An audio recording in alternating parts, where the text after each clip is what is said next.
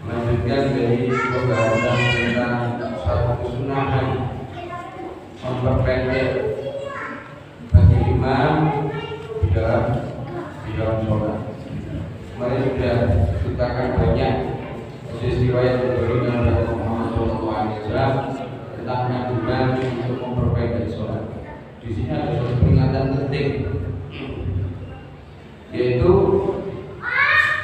memang banyak di sini dari kemarin kita baca hadis-hadis yang sahih tentang bagi imam ini untuk tidak disarankan memperpanjang di dalam sholat.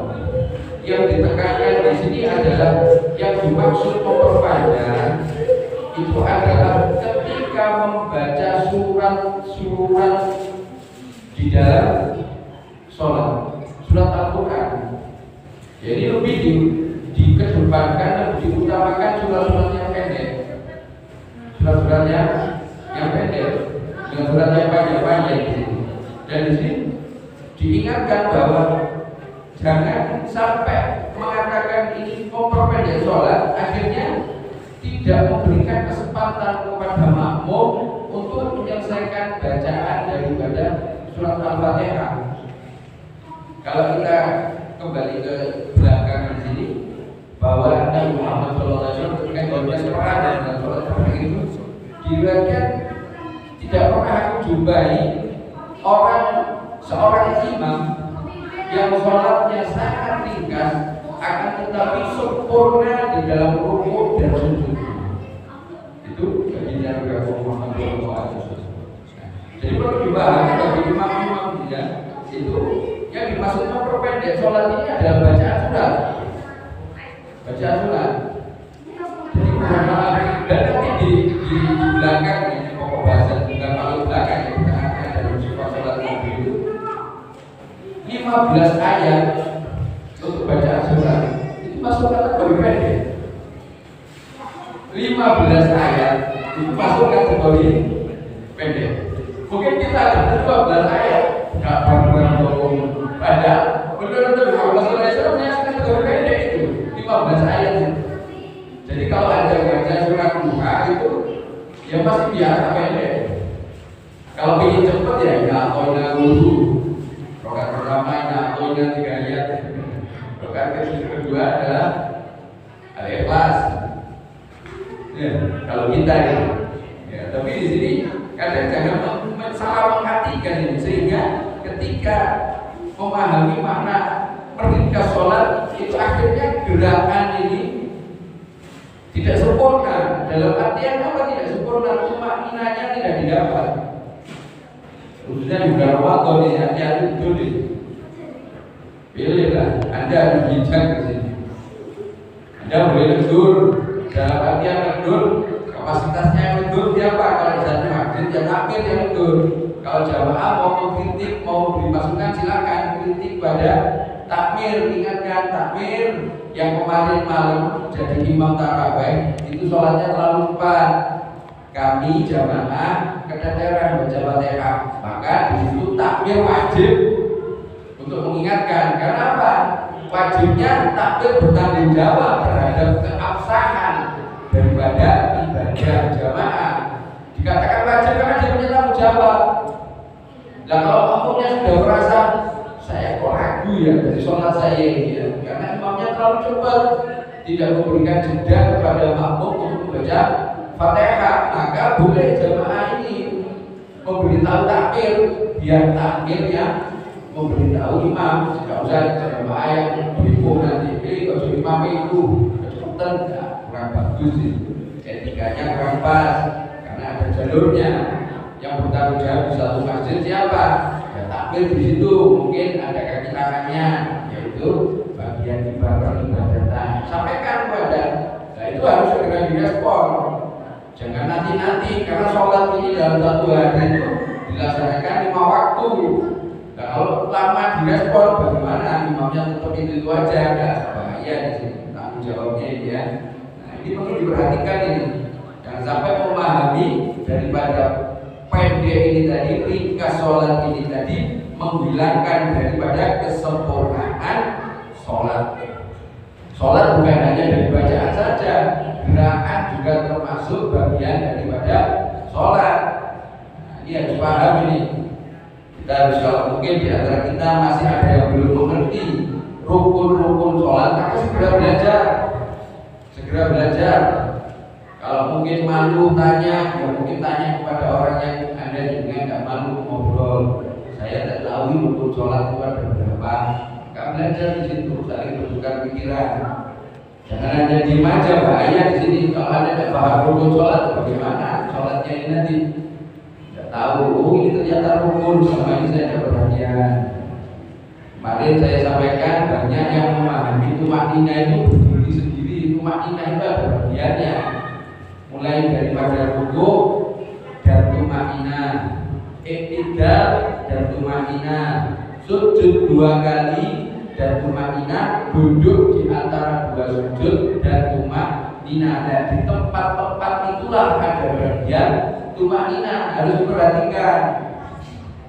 Tidak tumakninah berdiri sendiri. Pernah saya tanya itu, kalau Anda menyatakan tumakninah berdiri sendiri, di mana tempatnya? Bingung.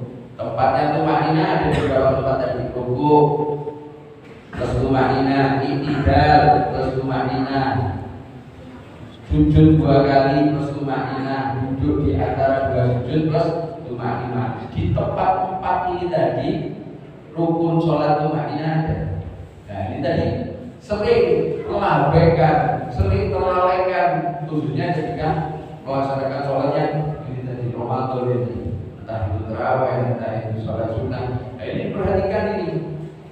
Jangan hanya berpegangan hanya memang betul sunnah yang dimaksud di sini lebih dikedepankan dari bacaan, seperti yang kemarin di hadis yang sangat panjang diriwayatkan Anas bin Malik ketika siapa Mu'adz, ya Mu'adz bin Jabal ini menjadi imam, kemudian ada seorang sahabat yang ingin menyiram kebun kurma, akhirnya ikut sholat.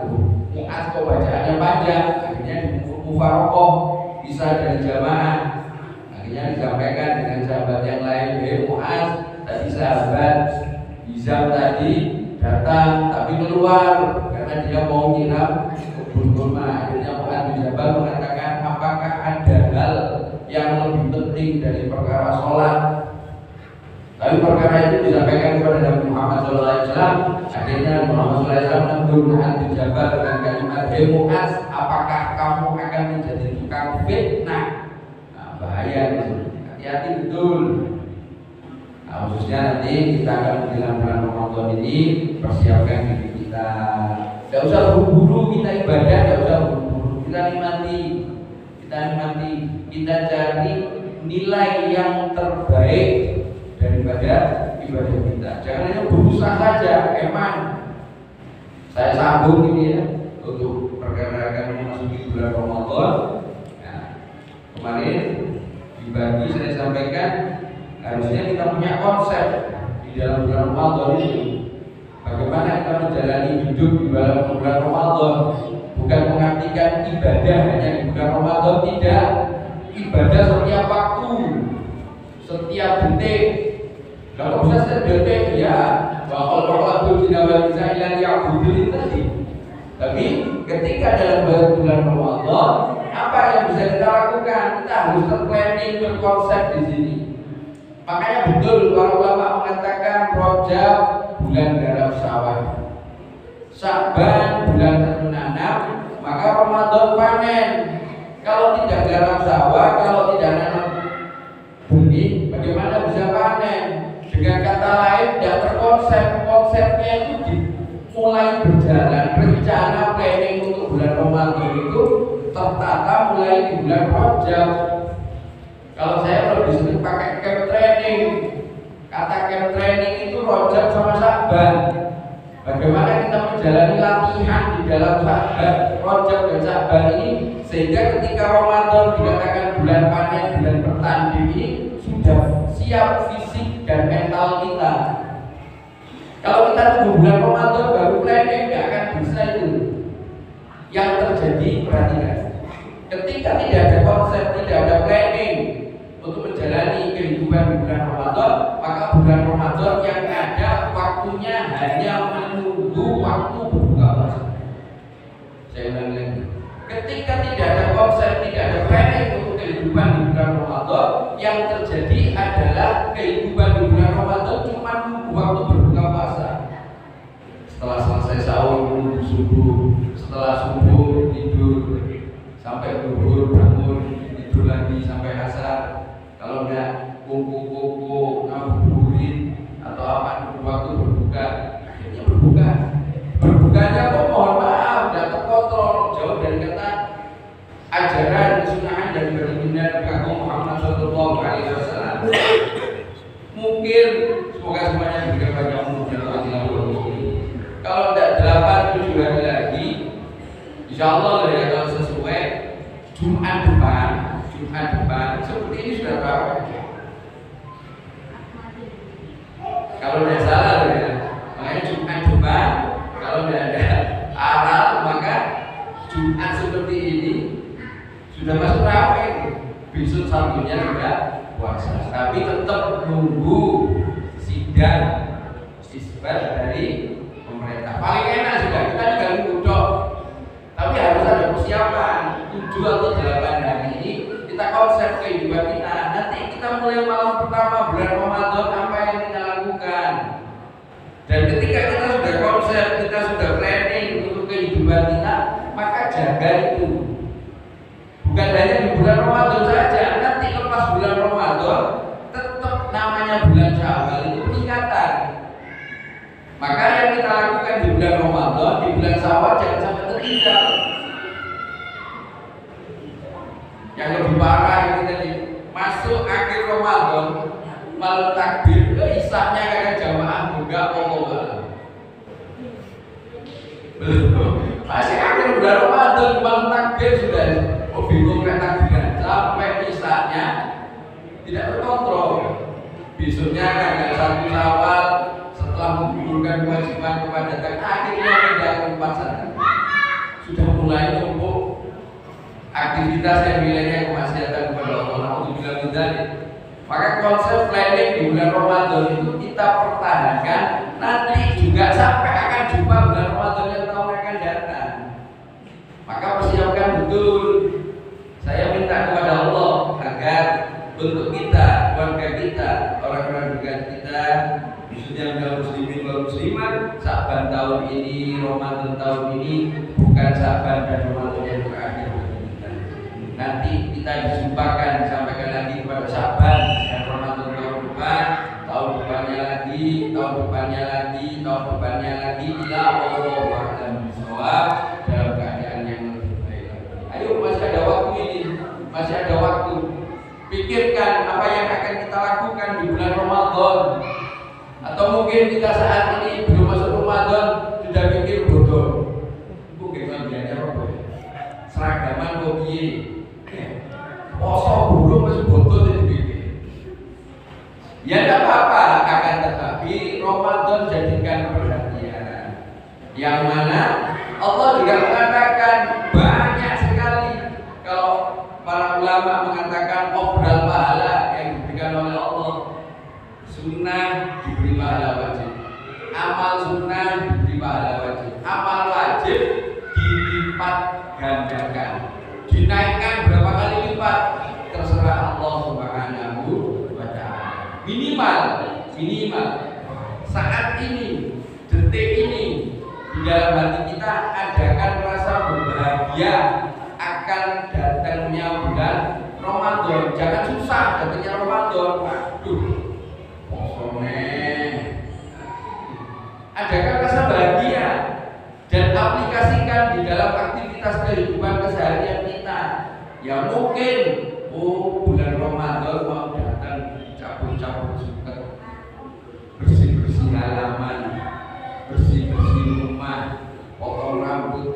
ini bajukan persiapan untuk bulan Ramadan karena senang. Kenapa? Karena minimal di dalam hati kita ada rasa senang akan datangnya bulan Ramadan. Allah mengatakan melalui lisannya mulia baginda Nabi Muhammad SAW, jasad kita, tubuh kita oleh Allah diharamkan dari api neraka. Adakan rasa senang itu. Jangan sampai tidak ada rasa senang, bahaya. Bahaya betul. Hanya dengan modal senang aja jasad kita, tubuh kita oleh Allah diharamkan. Senang dengan datangnya bulan Ramadan. Dan nanti ketika bulan Ramadan ada satu hadis yang sering saya bacakan. Man shoma Ramadana imanan wa ihtisaban ghufira lahu ma taqaddama min dzambi. Barang siapa yang berpuasa di bulan Ramadan atas dasar iman dan ihtisab, maka menjadi penebus dosa. Bagi orang yang berpuasa atas dasar iman dan ihtisab ini tadi, untuk Allah berikan ampunan atas dosa-dosa yang telah dilakukan. Begitu juga tentang hadis sholat di bulan Ramadan.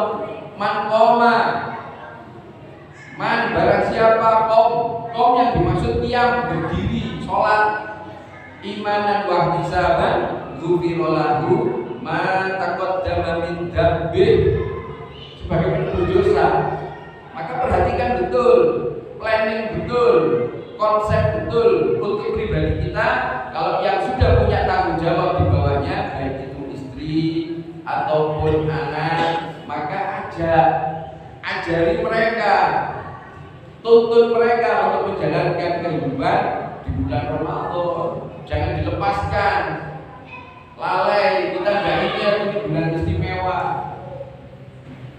Ya, semoga Allah berikan taufik kepada kita, Allah bantu kita menjalankan ketaatan di kehidupan kita di alam dunia, insyaallah. Mungkin ada yang disampaikan ke saya, silakan. Kalau tidak kita lanjutkan dengan membaca puasa kita. Bismillahirrahmanirrahim.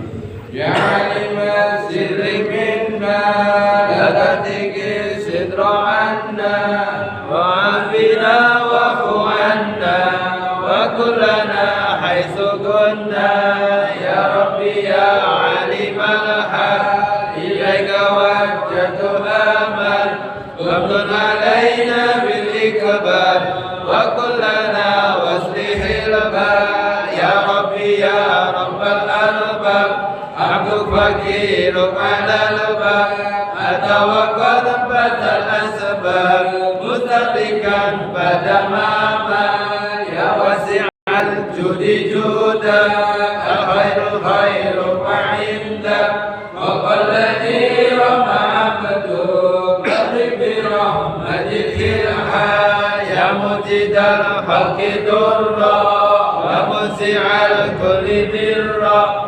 as'aluka sabala sidra ala al-qaba'i wal-ahdar ya man yara sirra qalbi asdid ila hukka hasbi famhu bi'afika dalbi wasli kusudi wal-ahma rabbi alayka dimati kama ilayka istinadi sidqan wa aqsa muradi ridauka daimul ya rabbi ya rabbi inni as'aluka al-'afwa 'anni wa lam yahil bika dhanni ya malikal mulki ya wa ashku ilaika wa abki min summi dudni wa ifki wa suki bidni wa tarki wa shawatir kil wal qal wa bi dunya tamima min kulli khairin hakima bihal balaya muqima wa hasbuha abad wasqal ya qainat silqawiyya anis sabili sawiya at-hadu rabbi alayya wa qasduhal jah wal mal ya rabbi qad qalabasni وفي الأمان ثبتني وفي الحدود كبتني وقيدتني بالأكبار وقد استعنتك ربي على مداوة قلبي وحل عقدة قلبي وانظر إلى القلب ينجى يا ربي يا خير كافي قل علينا عوافي فليس شأس مخافي عليك تقدير وجمال يا ربي عبد ببابك يسألي مع عذابك ويرتجي لثوابك وقيس رحمتك حتى وقد أتاك بعذرك وبكسار وفقرك فاجب بيسرك عسرك بمد الجود والإبطال وامنن عليه بتوبة تغسله من كل حوبة واغسله من السر أوبة لكل ما عنه فاسهل فأنت مولى الموالي المنفرد بالكمال وبالعلا والتعالي علوت عن ذنب الأمثال جودك وفضلك وبرك يرجى وبذلك قهرك يرجى وذكرك وشكرك لازم حمدك والإجلال يا ربي أنت نشيري ولكني كل خير واجعل جنان مسيري واتم بالإيمان الآجال وصلي في كل حالة على مجيد الضلالة من كلمته الرسالة محمد الهدي الدار والحمد لله شكرا على نعم منه تسرى نحمد سرا وجهرا وبالوداع والأسرار يا أرحم الراحمين يا أرحم الراحمين يا أرحم الراحمين فارج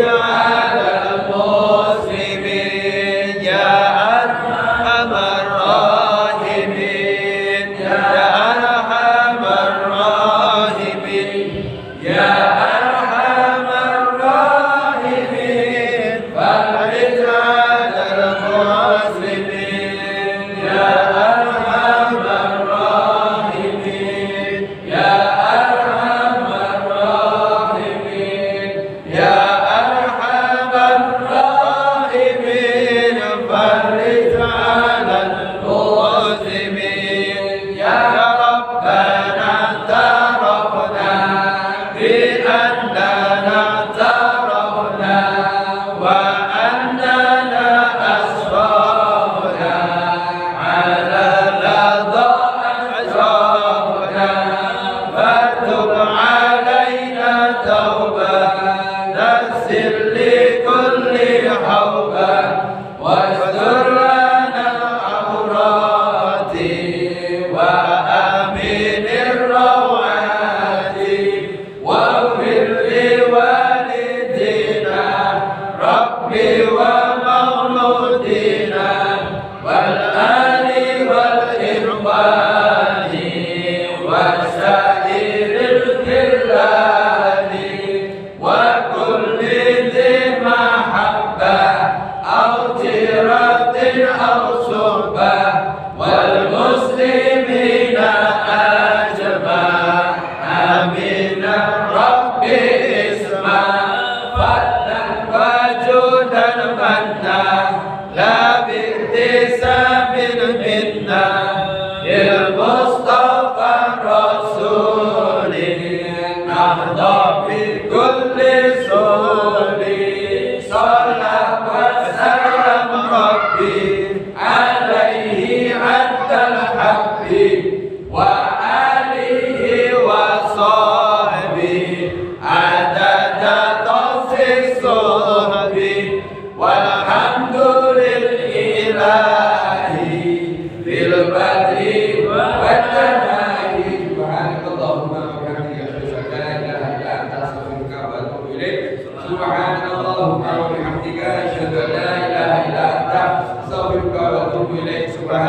Subhanallahumma wa bihamdika asyhadu an la ilaha illa anta astaghfiruka wa atubu ilaik. Walhamdulillahirabbil alamin. Hadirin rahimakumullah.